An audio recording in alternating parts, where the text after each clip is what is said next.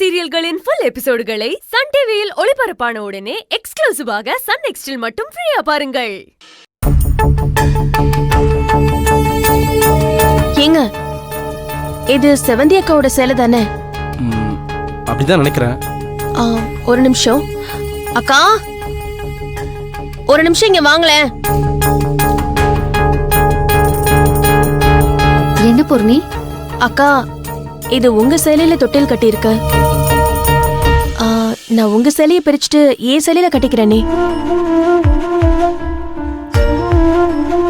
இல்லனா அவனுக்கு உங்களோட வாசம் மட்டும்தாக்கா ஞாபகம் இருக்கும். அவனும் கொஞ்சம் கொஞ்சமா என்னோட வாசனைய பழகினதானே அவன் என் கூட நல்லா செட் ஆவான்.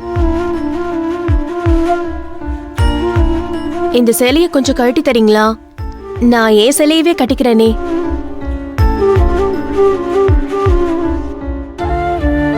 கரெக்ட் பூர்ணி, நீ சொல்றது சரிதான். எனக்கு கூட தோணவே இல்லை. ரகு கொடுங்க.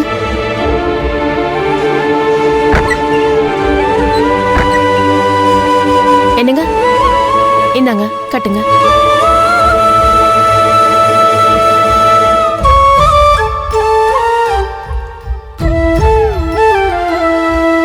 இத எப்படி கட்டுறதுன்னு தெரியலையே. ஒரு நிமிஷம் ரகு, நானே கட்டித்தரேன்.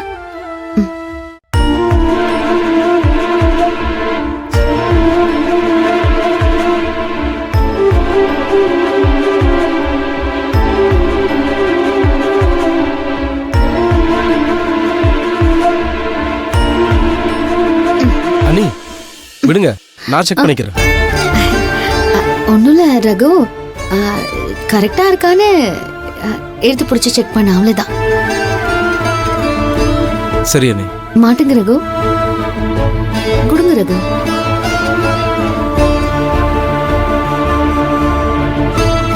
கரெக்டா இருக்கா?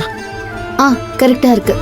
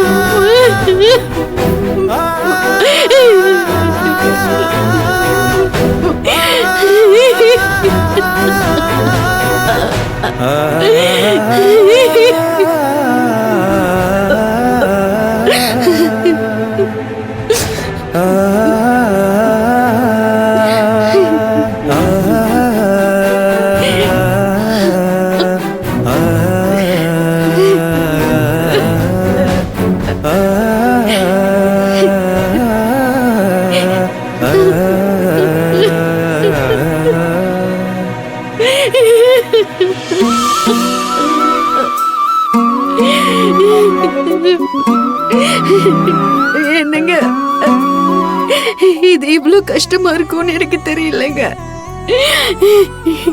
ஏதோ எல்லாரும் நல்லா இருக்கணும், எல்லாரும் சந்தோஷமா இருக்கணும்னு நினைச்சேன். நீங்க எனக்கு கொடுத்துட்டு போனது பொக்கிஷத்தை தூக்கி அவங்க கிட்ட கொடுத்துட்டேங்க.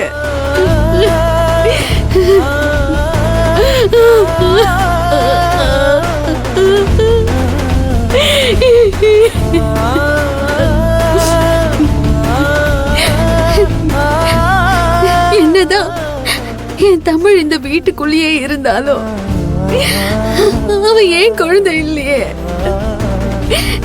ஏன் மகன் ஏன் ரூம்ல இல்லையே. எனக்கு எனக்கு ரொம்ப கஷ்டமா இருக்குங்க.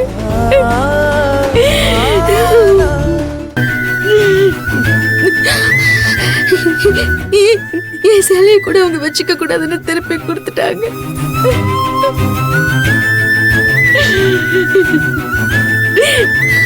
எனக்கு உண்மையாவே மனசுக்கு ரொம்ப கஷ்டமா இருக்குங்க. இதெல்லாம் நான் யார்கிட்ட சொல்லணும்னு கூட எனக்கு தெரியல. யார்கிட்டயாவது சொன்னா கூட நீ தானே கொடுத்த, அப்புறம் நீ அழறியன்னு என்னதான் குறை சொல்லுவாங்க. நான் தெரியாம பண்ணிட்டேனா? எனக்கு ஒண்ணுமே புரியலைங்க. எனக்கு கைட் பண்ணுங்க. எப்ப இருந்தாலும் அவன் நம்ம பிள்ளைங்க. ஆனா ஆனா அது கொஞ்சம் கொஞ்சமா இவங்க மாத்திருவாங்களன்னு எனக்கு பயமா இருக்கு.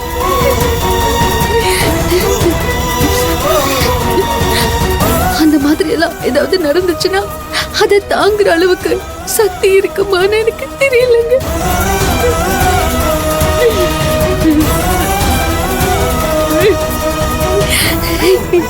என் தமிழ ஒரு நாள் கூட பிரிஞ்சிருக்க என்னால முடியலங்க.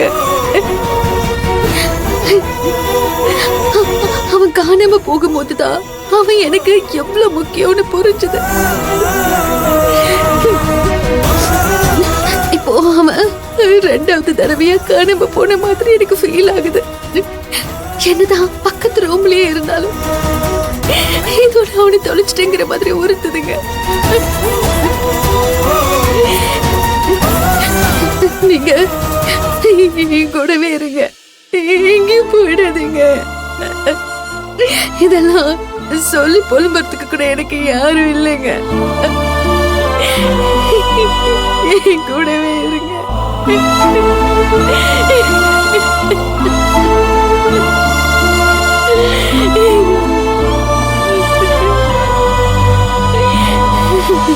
அதான குழந்தைய கொடுத்துருக்கீங்க பாருங்க. என்ன மாப்பிள்ள, குழந்தை தூங்கிட்டானா? அவன் நல்லா தூங்கிட்டு இருக்காமா. இருங்க, நான் பார்த்துட்டு வந்துடுறேன்.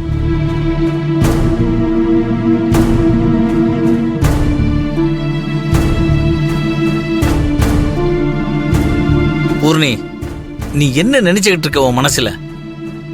நீ பாட்டு உன் இஷ்டத்துக்கு ஏதேதோ பேசிட்டு இருக்க.